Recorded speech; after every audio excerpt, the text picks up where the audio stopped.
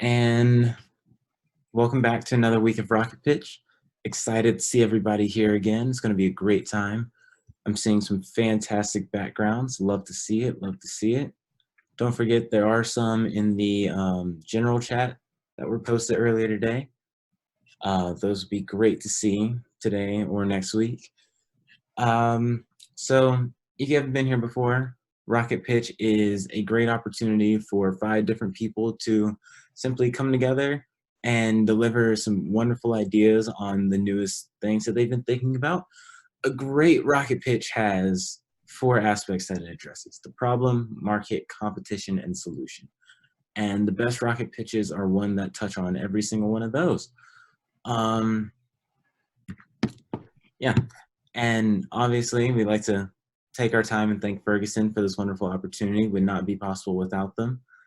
The winner of Rocket Pitch is a recipient of the $100 prize, but that's not to say that that's the most important thing. The most important thing is that people keep coming back, keep sharing their ideas, getting the feedback that they need, and we're able to just continue to grow and foster the entrepreneurial spirit. So without further ado, just a reminder that we do have group judging. It's not going to be 3 judges. It's going to be, we're going to put a link in the chat at the end. We're going to vote, and I'm going to tell you guys some wonderful jokes that I've received. And then we're going to get into a feedback session and then announce the winner. The order I have lined up is Kyle, Casey, and then John. There's still 3 slots open. So if you have a change of heart and want to come in at the end, feel free, just send me a message and we can get you. Rocket pitches are 90 seconds. I'll hold up 10 and then 5. And then after that, if you're still going too far over, I'm just going to go ahead and have to hit the mute button. Yep. So is everyone's name that I called ready to go in that order? I am. Sure. All right. So first we're going to have, let me get my stopwatch ready. And can I do share screen, please? Yep.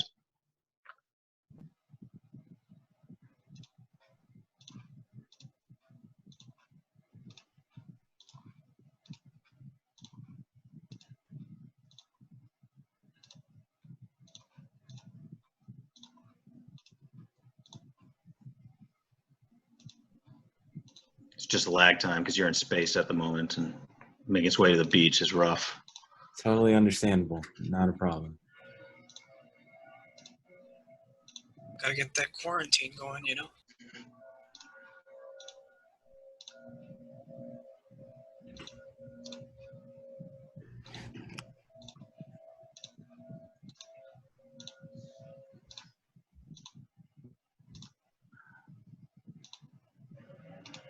Let me know when you think you got it. I'm clicking, but it's not going through yet.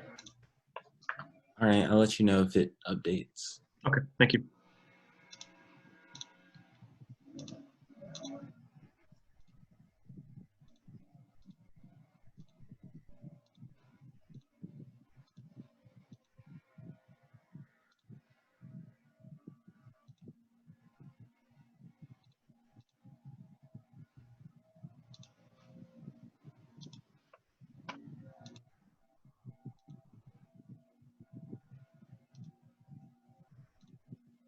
Still not going through.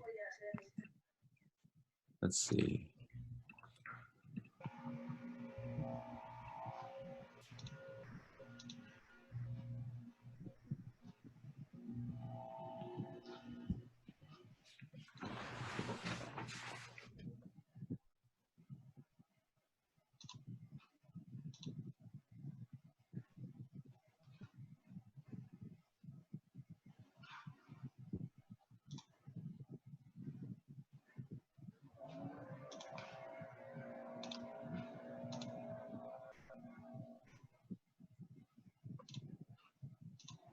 Who was the next pitch? Maybe they should pitch while you figure it out. Yeah, I don't know if that throws something out. No, we can go ahead and do that while we try to get this figured out. Yeah, because I'm not seeing anything for you to be able to share your screen. It's enabled, so I'm not sure why that's not working. I can try making you a co-host real quick. That might. Sure. Yeah. There we go. Awesome. Perfect. Let me know when you're ready and I'll start your time. Okay, so everyone can see. Excellent. Then I am ready. My name is Kyle Solar. The product I'd like to introduce is the Easy Checkup System. We live in a very different world than we did just a month ago. Community sheltering due to pandemics, storms, natural disasters are a thing.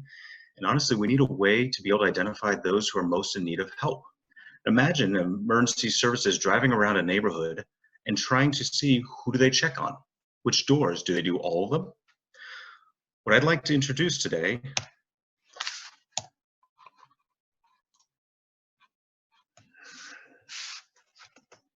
is not moving forward. There we go.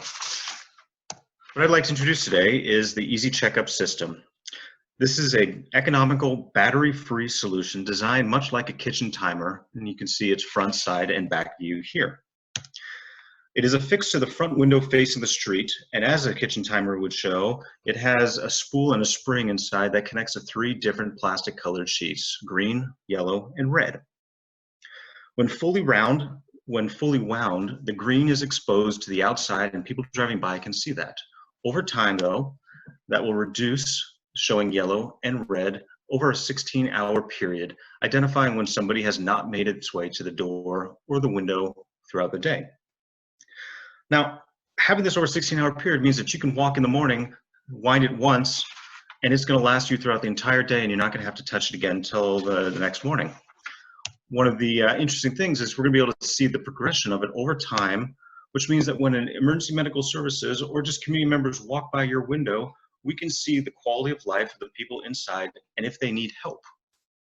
That way we can reduce the number of people that we have to walk around and talk to make sure that we keep both community members and EMS safe. This is our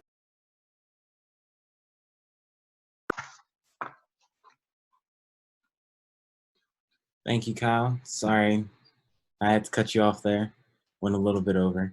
No, you're good. I just got stuck on the first slide. Thank you. Happens. All right, next we're going to have Casey. All right, cool, man. You can see me? My screen's good? Yep. All right, let me know when you're ready to go. Put a thumbs up or something like that. Wonderful. Okay, so during this corona epidemic, wouldn't y'all like to learn some new skills? I had this problem and I would like to learn something new and valuable. The problem is there's no central location for doing this. And I think it's actually time we lean into this sense of ambiguity. I think that this coronavirus is teaching us how to be human again. So we're the TED Talks or YouTube of educational services, but with a service element where you get to select your experts. So think Spotify with a database of specialization. And my company is called JOAT, J-O-A-T. It's called Jack of All Trades, and we're exploratory in nature. The market size is currently small for this, but we're focused on improving our customer segments and opportunity discovery. And like I said, the competitive landscape is small, and they already have services like Linden, Coursera, Khan Academy, but those aren't for skills that are inspiring creative, okay? Envision someone like Chris Talkinson or Michael White teaching you PT skills and how that translates to personal growth. Imagine someone like Michelle King teaching you communication, or Andrew Trainer, a former NCAA college athlete teaching you resilience. So think of it as a Launchpad website where people could get articles, tutorials, and you can meet up with these experts if you wish, and they'll pay you a set fee for your services. So imagine a whole new way of learning educational skills, entertainment skills, and practical knowledge that's never been seen before. All right, thank you very much, Casey. And next up, we're going to have John. All right, hear me? Yep. Great. I'm going to start in 3, 2, 1. I'd wager that not very many of us know what's going on under the hood of their car. I know some, but every bit of that was picked up through painful experience, not knowing that something might be a problem until it's already happened. Mechanics say that problems with customers' oil are some of the most common and most costly issues that they see regularly. That's because oil and other fluids need to be replaced on a regular basis, or very expensive things can happen to your car. My product, the Big Dipper, aims to relieve the stress of consumers and increase the safety of cars by allowing access to detailed but understandable fluid level information. Using an intrinsically safe capacitance level detector and built-in Bluetooth communication to be paired with a smartphone app, users can be informed as to whether the fluids in their car are at optimal levels. The Big Dipper replacement dipstick is aimed at a wide range of consumers, from teenagers getting their first car who have no experience with car maintenance and don't know what that funny light on the dash means. I learned that the hard way. To everyone that usually goes to the mechanic and pays too much money for such an easily avoidable problem. There is currently one company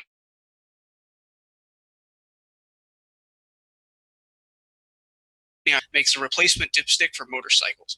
These, however, are not Bluetooth capable and require a button press to show readings. They're also not made for cars, which misses out on the massive customer base that I intend to hit. What I've taken from them and from others, however, is that this product is not something that you should limit to one type of fluid or vehicle. The Big Dipper could be put in any vehicle, from lawnmowers to monster trucks. You shouldn't need to drive worrying about the next problem that'll happen. So ease that worry with the Big Dipper. Thanks. Thank you very much, John. We actually do have one person that wants to fill up another slot. There's still another one left. If you want to go after Imran, just let me know. But without further ado, here's Imran.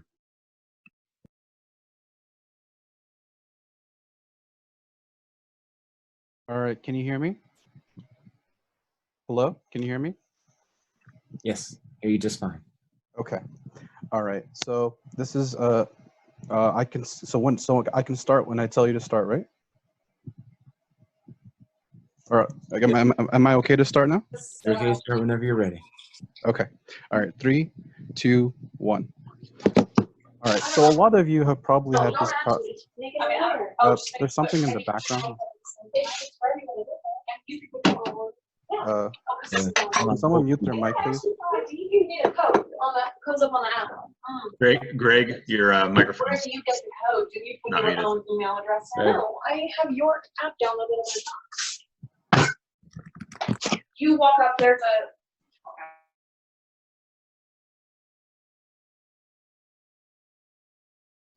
Can I start again? Yep, you can go ahead and restart that. My Okay. apologies. Okay. 3, 2, 1. All right, so tell me if this has happened to you, both professors and students. You've been trying to get to your class or your office on time, but you couldn't find a parking spot.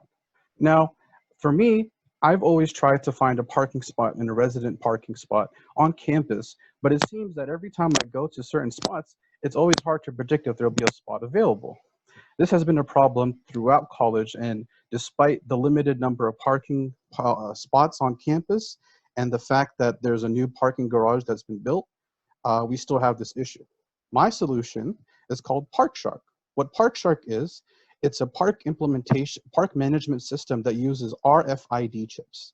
RFID chips are these location-based sensors that are very easy to use, do not require a battery, and essentially what we would do is this simple process to fix this problem. Number one, all the parking decals moving forward would have an RFID chip embedded in them. This would not increase the cost of production because they are very cheap to produce. These RFID chips would essentially then be used with sensors so that people could see on the app that we have whether there's a parking spot available, say in front of Morton or in the business school. And then by being able to accurately see when these spots are available, they would be able to park. Moving forward, I think ParkShark could be the way of parking in the future. Thank you. Awesome. Thank you very much for that excellent pitch. We're going to have the poll up in just a second. For now, we're going to go back and do breakout rooms again if you want to have some time to discuss ahead of the... Is there one more slot open you mentioned? There is one more slot open. Did you want to fill it? Yeah, can I go? Perfect. Yeah. Just let me Okay. know when you're ready. Okay. I did not practice, so it just came to my mind now, something that I'm working on. That's So, okay. As long as you hit the product, market, competition, and solution, you're golden. Maybe not in that order, but I will try. All right, Okay. so when you're ready. I'm ready. Okay. Starting now? Okay, so during this pandemic, a lot of small retail businesses have been hit big time. And in order for them to stay open, they need to be on an online platform delivering service. But how can they join when the delivery services that are out there like Uber Eats, Postmates, the bigger delivery companies, when they don't really deal with the smaller niche businesses? So I have created an app called Avocado where smaller to medium-sized businesses are on this platform, and it's the same exact service that Uber Eats, Postmates, and all of the bigger competitors do. This app is providing the smaller businesses and niche businesses to stay open during this pandemic time. I think so. I think I'm done. All right, awesome. Thank you very much. And that does fill all our slots for this week. Glad we had 2 spontaneous, spur-of-the-moment pitches. Thank you, those were great. We're going to go ahead and break out into discussion rooms, and then we'll have the poll up in just a few minutes. Thank you. Yeah, great job, all. Really interesting pitches. Thank you.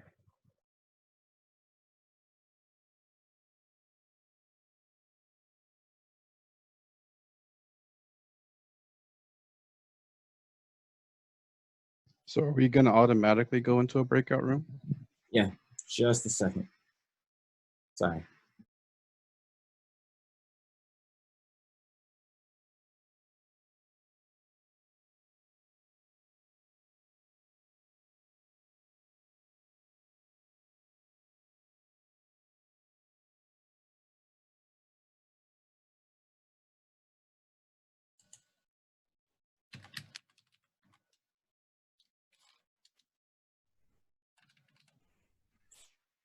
Update, we will not be doing breakout rooms this week.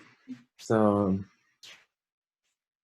I'm just going to go ahead and post the link to the poll. Tyler, I think you can do it if you take back the host from me. All right, can you send it back? I can't.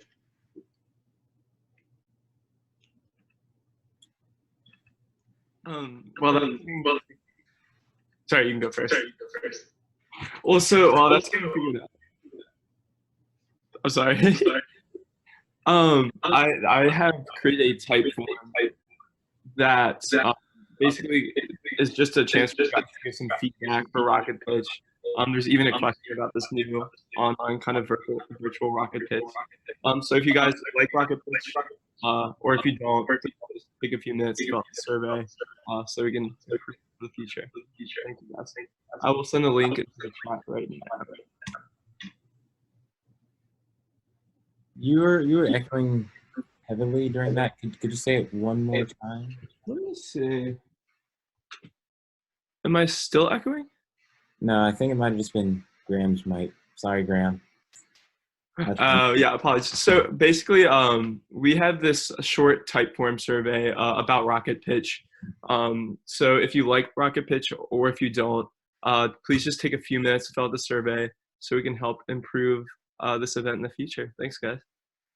I just put the type form link into the chat, so if that doesn't work, feel free to message me as well. Hey, the voting is from last week. Can you get the one for this week, please? Yep, we're working on that right now.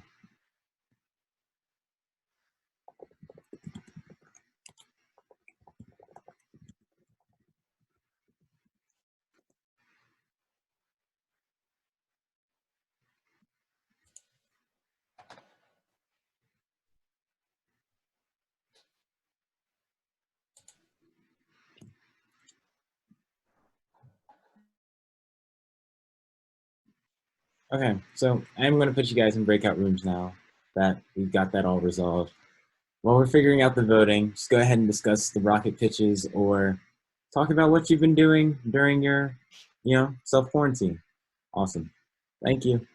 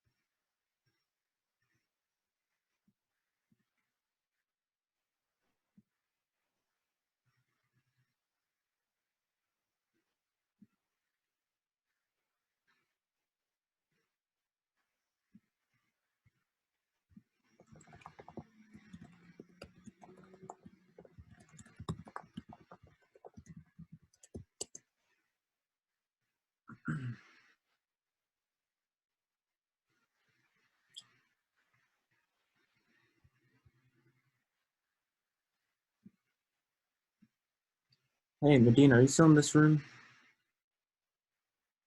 Yeah. What was the name of your pitch one more time? Like the business name? Yeah. Avocado. Avocado. Gotcha. It's an app.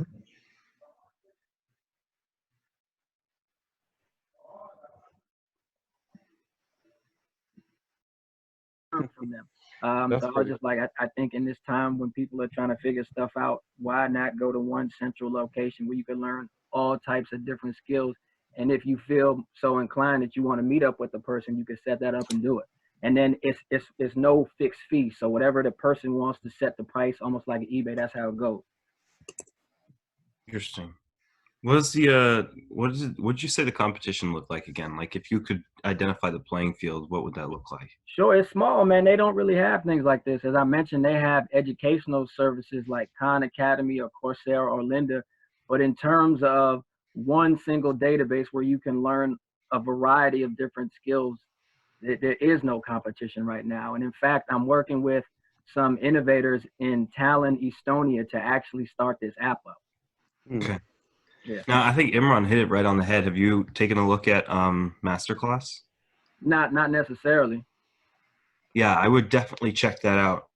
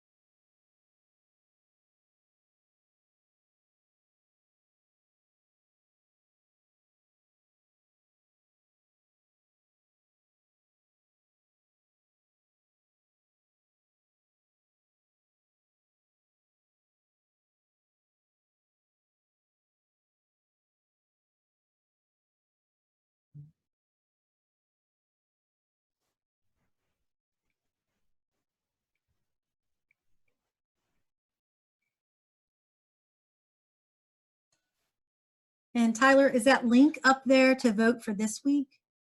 So we're going to do things a little differently. We Oh. felt like it's not a problem. We felt that it was best if we let everyone get feedback first, and then we can make our votes depending on those instead. Yep. So now that everyone's back from their breakout groups, we are going to start the feedback session. Again, so far it's been working. Just go ahead and unmute yourself and start to speak. If you feel like you're talking over somebody, then just let them go first. And if that presents an issue, then we always have the raise your hand system. But for now, we're just going to go ahead and start. We're going to give 3 minutes for each presenter. And then at the end, if you still want to connect with them, they usually drop their email in the chat. And yeah, without further ado, we're going to go ahead and start with Kyle. And he had easy checkup. So, I mean, I would like to give some feedback on that one. I like the idea and the concept, especially if internet's down, communication is down in that way, and it's a quick, easy way for first responders to kind of go through and see that. My only concern, just the flip side of it, is I don't know if I would want to advertise my business out there. If I'm out of town and I haven't clicked it or checked it or something, it's red and someone's thinking, no one's home. Sure. Yeah, that's a good point. Just something to think about. Yeah, absolutely. I appreciate that feedback. Yeah, I think just to that point, just some clarity around, is it something that you put up in when an emergency happens, like an emergency scenario like now, and then you take it down? Correct. So my impression of this was a governor has declared an emergency, and these are actually distributed kind of like a trash can is to the community with the guidance of, hey, please put this up in a street facing window. And then it doesn't necessarily have to come back to the city. It might just be an item that just gets written off, but it's only used during states of emergency.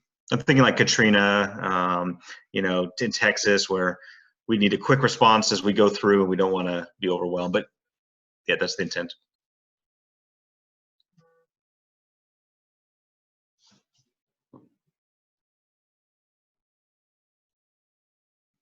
Just one more quick question about that. First of all, Tyler, who are our judges so that I know I haven't interrupted anybody?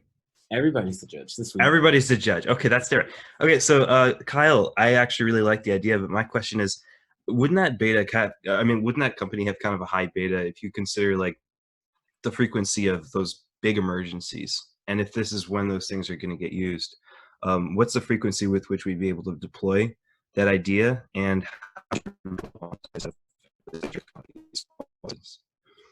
you kind of broke up there in the end. From the frequency to deploy, we are able to service basically all of James City County's trash in a day. So we can always piggyback on services that are already going around for deployment purposes. And then I didn't catch the second question that you had. Maybe somebody else did. Yeah, no. Can you hear me now? Yes, sir. Yeah. So I was just, that was the question. So I was wondering kind of like the size of, what your outreach would be, because the frequency with which those emergencies happen, you'd want to have to stay in business. So I was wondering, so how large is this? Because you want that area to be, actually giving you those emergencies with which you can deploy that product. Yeah, so, yeah. In the realistic terms, that pretty much if you're, anywhere in the U.S., we have our own little issues. We've got our tornadoes in the Midwest. We have our earthquakes on the west side, and then on the east side, we've obviously got hurricanes and everything that comes with being here, not to mention pandemics. So I think it's more of the distribution is as a city, county, or state identifies that there's a need for this kind of feedback, because the systems in place simply can't keep up with it. Right. And so, I don't expect that there's a demand for 327 million, but I would expect that, Williamsburg might see a demand, and then therefore York might like the idea as well, and it just kind of grows based off of how it adds to the process. Makes sense. All right, I've got a little bit of feedback actually for John as well, just real quick. The first thing I thought of when you were talking about it, or when we were discussing it, was almost like a light bulb that you could put in your outside, and it would be Bluetooth plus internet enabled. So, and you could basically just connect it to an app on your phone. So if you have Bluetooth, basically you'd be able to push the button there or have some physical thing. So you'd have kind of a drive-by physical option. Plus, if we had internet service during, whatever natural disaster it was, you'd be able to basically have other people that you care about connect to that to be able to check in on you if there was kind of a further distance potentially as well. So there could be some interesting options there. But anyway, yeah, it's an interesting cool idea. Yeah. Yep. All right, so that's time on Kyle. Thank you all for your feedback. We're going to move on to Casey now with Jote.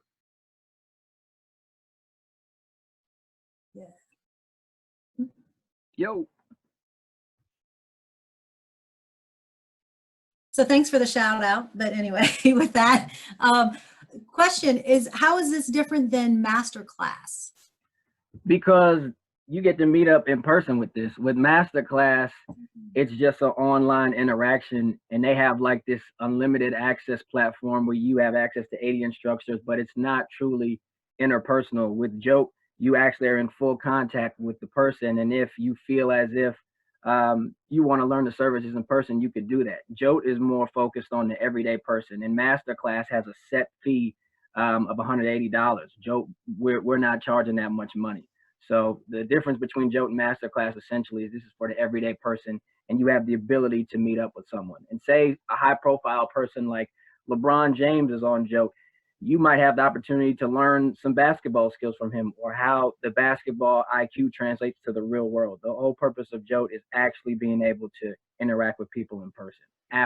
Okay, yeah, good. I'm glad you clarified that. That definitely sets it apart there with Masterclass. No problem. Good, thank you. So to that point, we were talking about the same thing in our breakout. Wouldn't that probably more likely drive the price up, given, because a lot of times it's just that curated content from Masterclass.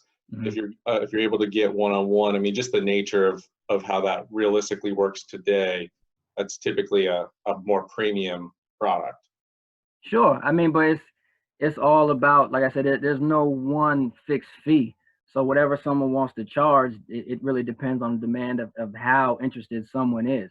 But yeah, there definitely is the whole point of Jote is it is a premiumization model, but I would hope that some people would be willing to, donate this for free or donate some of their services for a lower cost. But yeah, I've definitely looked at, I've taken that into consideration, Austin, for sure. Cool, thank you. No problem.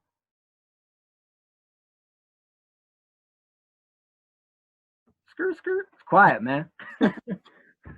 Yeah, I mean, I'll recommend at least one thing, and that is, I think there is enough of a market out there that you could definitely interview. I think a big thing that I would ask your customers is, how would you feel about possibly getting, in order to keep the price relatively affordable, right? It's going to be less time for them in front of the person that's teaching them, because if it's in person, it's going to be more expensive than the curated content. Like, I think it was Austin that was telling you that. Yeah. So you would want to know if it is worth to the customer to go with the curated content for cheaper than shorter amount of time in front of the person that's teaching them for a more expensive price. Because you said, you'd hope that the person would be willing to spend more. Right. But oftentimes, I think the affordability, especially now, would probably be the big driving factor. So I definitely would do some customer interviews on that. Okay, thank you, man. I need to bring you in as a consultant to help me out on this. You already have it planned out. I like that. To piggyback off of that, Casey, I'm wondering, what's a minimum viable product that you could create for this? What's something that you could do right now, next week, to try to out some of the hypotheses that you've made about this? Is there a low resolution version of this that some of us could give it a shot next week? Well, actually, I was telling Nick and some of the folks in my breakup group, I actually have a couple people in Tallinn, Estonia, that are helping me create this. It is a very, very low beta version. I don't know if it'd be able to be up next week, but we have a very small website that I could show. I could send the link out. I mean, it strikes me that an even earlier low resolution prototype, something like using the Zoom platform, right? Like you can gather a group of people and have a discussion about a particular topic. You know, we always try to promote the idea of minimum viable product, right? Before you build anything, try to get as much feedback as you can. Sure. Yeah, thank you. The Zoom, that's a good idea. I could start using that right now. Thank you. Quick comment too, if there's time. So Casey, this actually reminded me the more that you were talking.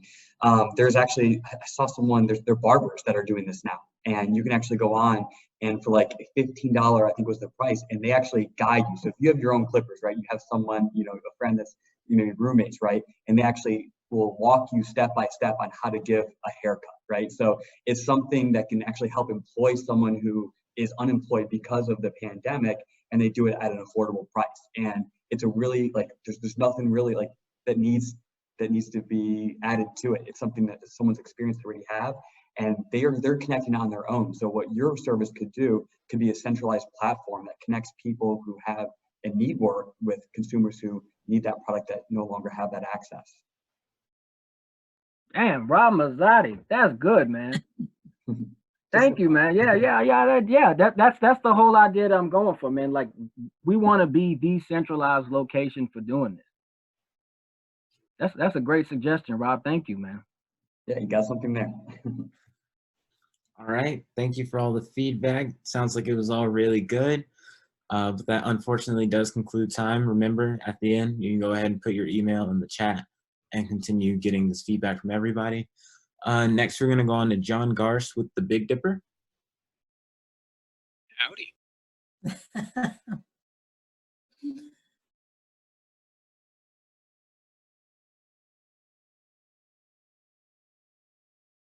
I like that you John, pitched I love it again. And oh, go ahead. Nope, that's exactly what I was going to say. So you keep going. Okay, I was just saying, I like that you pitched it again and that you clarified some things, but then I also had a couple of other questions. So would there be a stick or a dipper for each thing, for the oil, for the antifreeze, for the window washer, you know, the fluids? Or is it, how does that work? Yes, there would be. The idea is that these are replacement dipsticks. So most of the fluids in your car have dipsticks in them, just specifically so that you can check the level. So I would only be replacing those, right, to make this a low-cost solution to the problem. I'm not going to introduce too much other hardware or, you know, mess around with any of that. That seems more dangerous than I'm willing to go for. Okay, so it's a replaceable, once it reads to your, it alerts you, then you have to replace that? No. So currently the dipsticks that are in your car, they work fine. And they're not really intended to be replaceable, or rather, they're intended to be able to stay in there as long as you've got the car. So what I would be giving you would be something that is intended to be in there as long as you've got the car, but now has the functionality on top of what a dipstick provides, that it communicates with your smartphone and tells you information about your fluid level or maybe temperature or other sensor items. Okay. Hey, John, I just had a quick question for you in regards to that. So do you see your market as being more the high end, or do you see yourself able to kind of influence out it? I would say that, you know, having a smartphone might put me in a category of somebody who's going to go get services done more often than somebody who may not have the financial support in order to buy smartphones. Do you see there being any other aspect of reporting or feedback mechanism so it's not so selective of a demographic? I think I understand your question, so tell me if I don't. But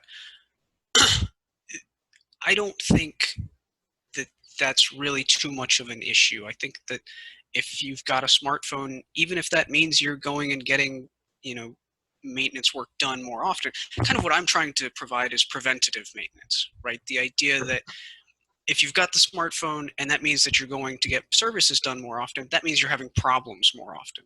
So if I can reduce the amount of problems that you have, I'm reducing the amount of money you're spending at the mechanic. by selling you, 3 or 4 of, let's call it a number, $40 dipsticks. So I think that answers your question, maybe. Yep, that makes sense. So your focus is highly preventative versus reactive. Got it. Makes sense. Thank you. John, do you think you're going to be hurting the mechanics' pocket? You think they're going to look down on this product because it's going to decrease the amount of people coming in to get their oil changed or, something like that? On the contrary, well, I'm not going to say on the contrary. I think it may balance out, is one thing to say here. The first thing is that, no, it's tough to be in a doctor or a mechanic or someone's shoes because you profit on other people's hardship, so I think it's tough for them to say, oh man, I wish you wouldn't get this product so that your car would seize up and I would have to fix it, right? So that's the first thing. That's not a great answer to your question. The second thing is, if my product tells people when they need their oil changed, that means they're not delaying getting their oil changed. And that means they're going to the mechanic when it actually needs to be changed instead of later. And, right, that makes sense. Increase the frequency of good maintenance. So maybe they do hurt a little bit, but I think that's worth it if I'm helping more people than I'm harming, I think. Yeah. All right, got it. Awesome. Great. I think, John, you could even address that by, since it is connected to your smartphone, it could suggest local mechanics to do the work when the dipstick says it's time to do the work.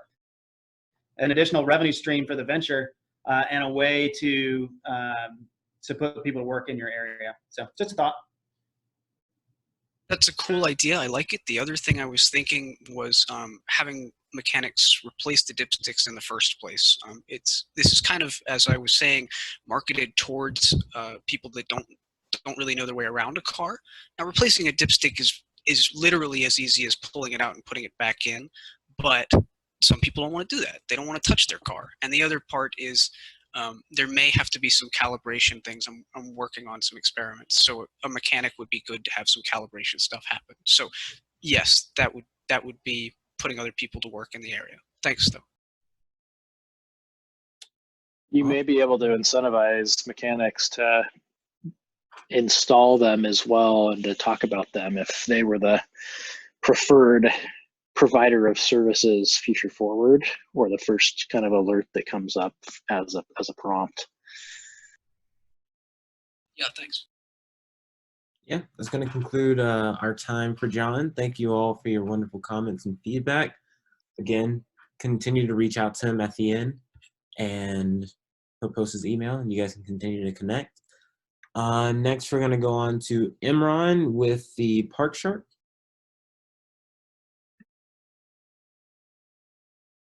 I think maybe I can just give a quick rundown again of the idea. So basically, as a solution to parking management on campus, what ParkShark will do is we'll embed an RFID chip into the decal or the parking permit that faculty, staff, and students use. And essentially with the app, you'll be able to see, because there will be sensors located throughout campus near all the parking spots, you'll be able to see in real time on the app when a spot is available and when a spot is occupied. So you'll be able to easily predict and understand where there's parking on campus. So you don't have to go all over campus looking for a spot, and you don't have to predict when a spot will be available, because you can just see it. And because they're so cheap to produce, RFID chips are pennies on the dollar. So there's a huge market within all of college campuses, as well as businesses that need to have parking for their employees. Imran, I've had something similar in my mind for a while, but I think you did a really good job identifying this. I was just curious. The way that I had thought about this is that you have a parking spot, you are getting ready to leave, and this actually pairs me up with you. So it's not just that I know that there's a parking spot available, but as you're heading out there, I can get there in the right time, and so you depart and I swing right in, and it's kind of like a buy off, for 25 cents, for $1.50, whatever. Like, I pay you, so you just hang around for a minute. But I really like the RFID. It gives this kind of, it doesn't need the two parts to the system. It's just I do imagine myself and a couple of others, speeding through campus trying to get to that one parking spot to then get very frustrated. I think that's an interesting concept. The only thing I could see that being an issue is like, I want it to be more fair and equitable. So I don't want it to be like a system where only the rich can get the good parking spots. So I would like the idea for, let's say you can, eventually I want to use some machine learning algorithm so that the system can help you if you buy a premium service. So kind of incorporating your idea, using a machine learning algorithm, I'll use a test and data set and a training data set to basically predict when a certain spot is usually open based on the time of day.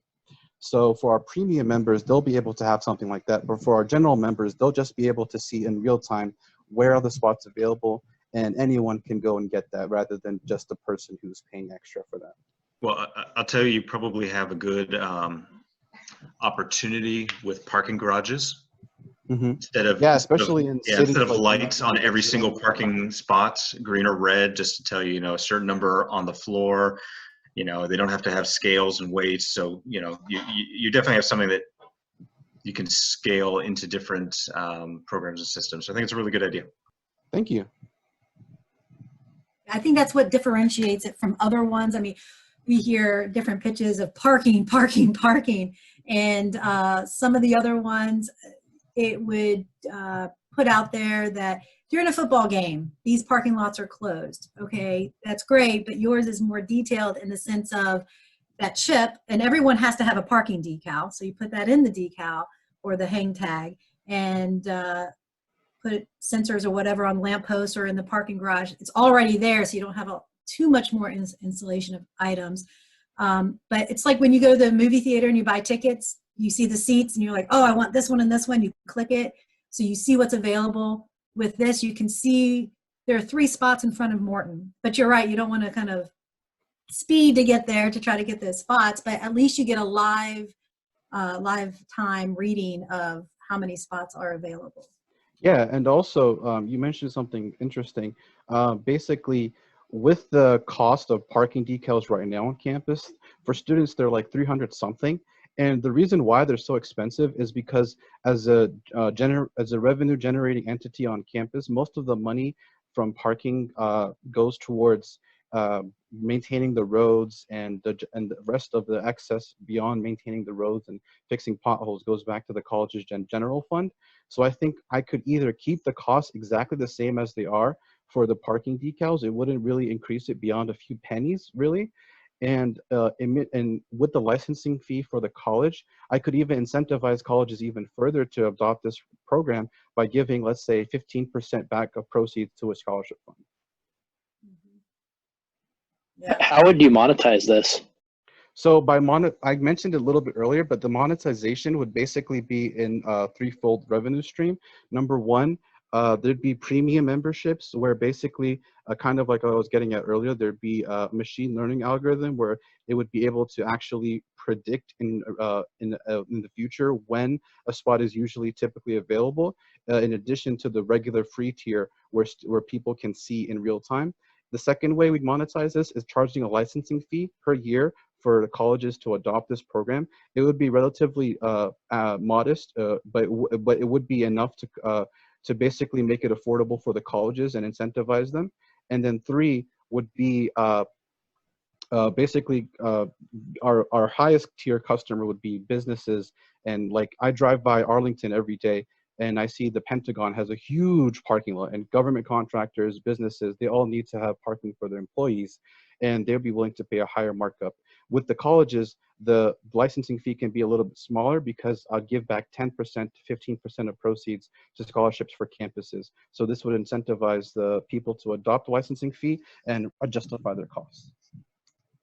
And I think we've all been that shark circling the parking lot looking for that spot, feeling somebody watching us. Yeah. Yeah, awesome. Thank you guys for all the feedback on. Thank you for the feedback, guys. I really appreciate it. Yep. And we have one more that we're going to discuss. It was Medina with avocado. And then at the end of that, I'll post a link for voting and we'll wrap up Rocket Pitch.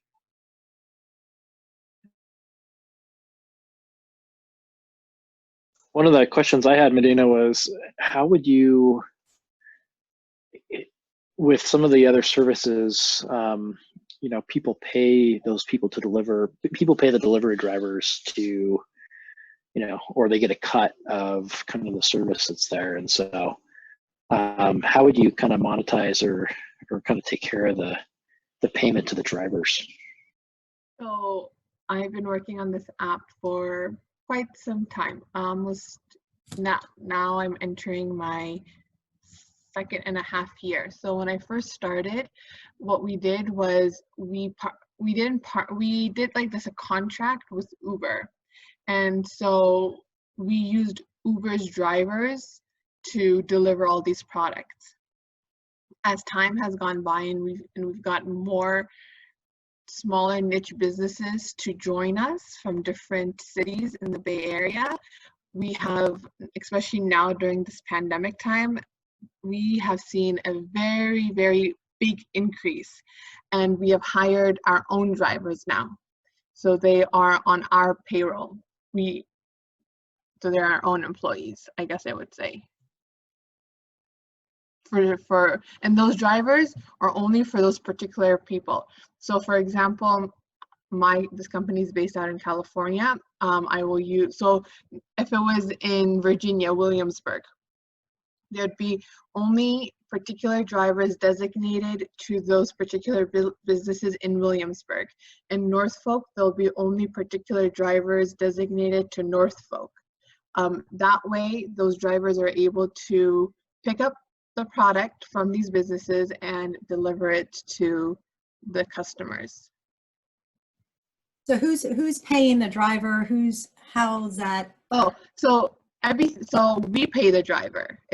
Everything is calculated. So I go to Safeway, for example, or I'm the customer. I buy a loaf of bread, right? So Safeway's loaf of bread is $2.99. And now they're paying $2.99 on this app, but at the end, when the total is being totaled up, the customer also pays for there's a driver fee, there's a fee. So the customer is paying for it, not the small business. No. Why? Because we're still small. Right. Once we get more and these businesses continue to be with us for a long period of time, then we will remove that, and then it's a fee. So right now, these small businesses, they're not paying us a fee. So there's two businesses right now, and we're both making money. So Safeway, for example, is a grocery business. They're making money, and then we're making money, but we're making money off of the customer. Yeah, I'm part of a small group on Facebook. It's a group where small businesses, and they are urging people not to use Grubhub or things like that, because they get a big cut out of the percentage of what the restaurant is selling and the fee that they charge. So they say our employees will deliver it to you.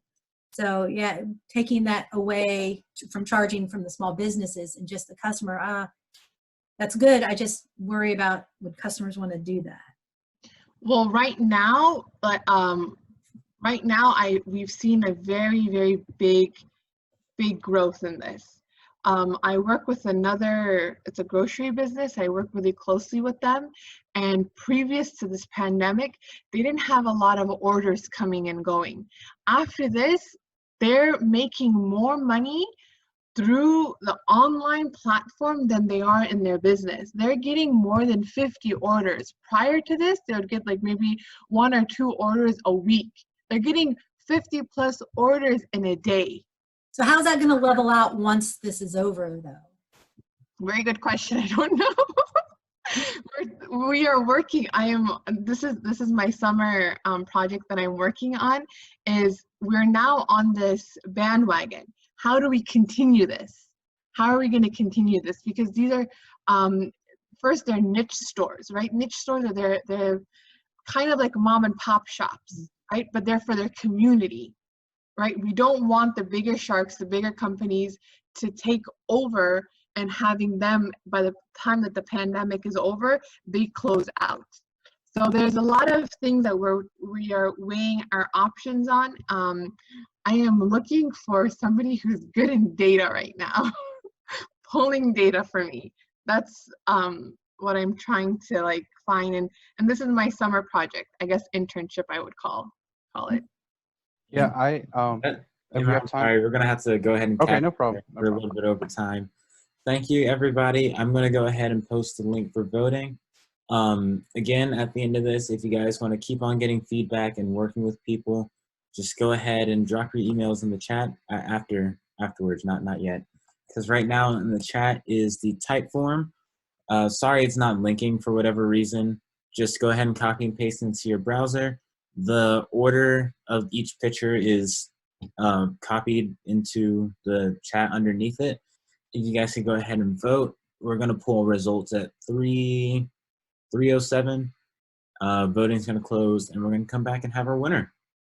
Thank you. While that's going on, you're going to get to hear me tell you guys some jokes.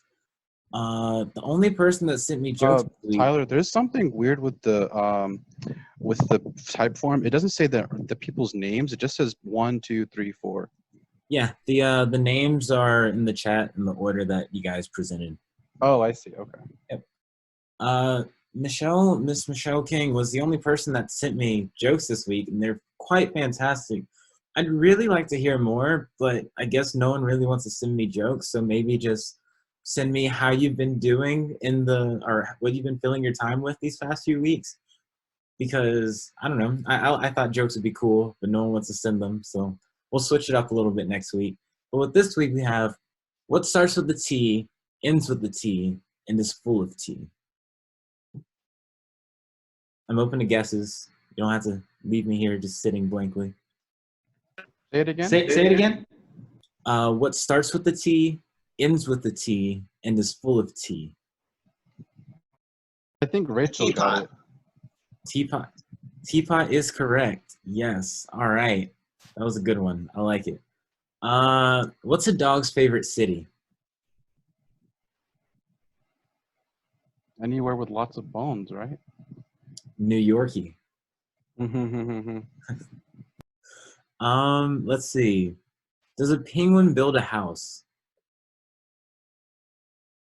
No. It glues it together. These are great. I'm loving this. Like reverse dad jokes. That's exactly what it is. That's what makes it so great. And all right.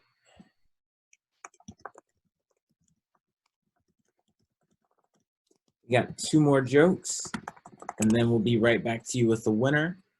All right, let's see. Did you hear about the mime fight?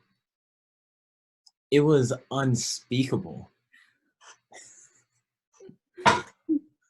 Yeah. Okay. All right. Why did the mortgage broker go out of business? This is by far the best one in my opinion. He lost interest. Oh yeah, that was truly incredible. So what you're saying is I need to get outside and. I was gonna say this quarantine needs to end real quick. I know. I've been teaching since 8 a.m., so I don't know. All right, we're just gathering results real quick, and all right, results are in. Congratulations to Medina with avocado. You were the winner for this week, and our second place was Casey Malone with Joe. Oh wow, thank you. I did not plan. Thank you. And that just goes to show that hey, you can come in at any point during the Rocket Pitch and still seal a victory. So congratulations on that. Thank you. Thank you. I plan on doing another one now for another business. Medina, are you on Venmo? Yes, I am. Can you send me in the chat your Venmo account? Okay. Yeah, that's how you're going to get the winnings. I don't know if you knew that was a part of it. You get $100 now. Thank you. I will put it towards my rent. Sure. that's going toward, yeah. Great. Yeah, awesome. Just remember, everyone, the point is there is a winner, there's a cash prize, but also we want to make sure that everyone's continuing the entrepreneur part of this. So just come back next week, refine your ideas, work on it. If you guys could go ahead and drop your emails in the chat so that mentors can reach out to you, and you can reach out to them. That's what we're all here for, to provide you guys the help and assistance that you need. Thank you all for coming. It's been a great Rocket Pit, and I will see you all next week. So no food? No food this time. Sorry, can't make enough for everybody. Bye. Bye. Can I just email my Venmo? You can. Yeah, just You in can case. email.